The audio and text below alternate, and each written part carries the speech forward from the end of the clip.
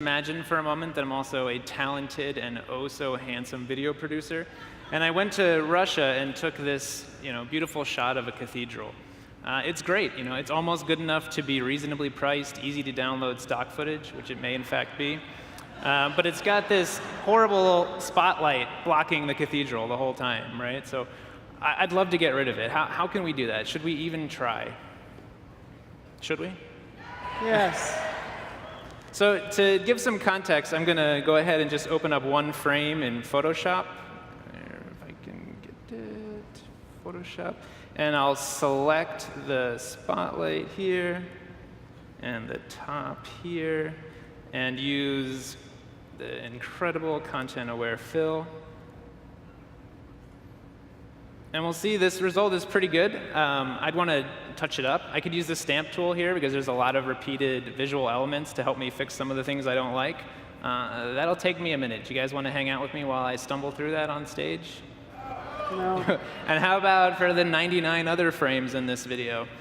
I would guess not. OK, well, I went ahead and did that backstage just now. And this is what that result looks like if you put all those frames back to back.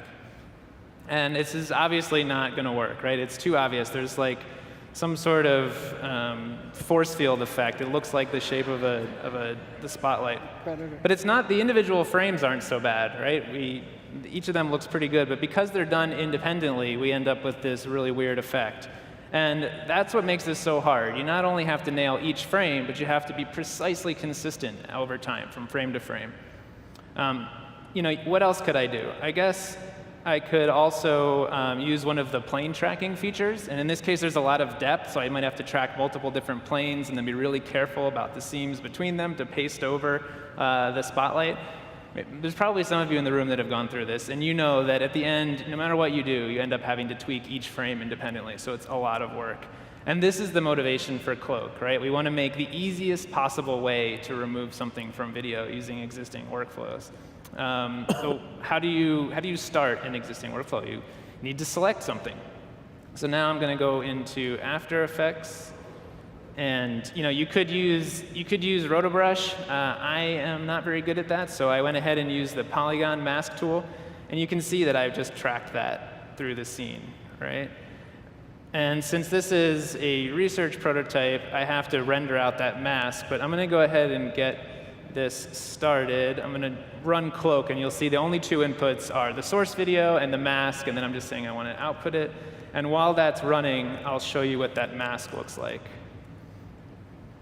And so you'll see it's just saying these are the pixels that I want Cloak to remove to do something with. And I think that's been enough time, so we'll go back over here and look at the result. And you'll see I've removed this spotlight.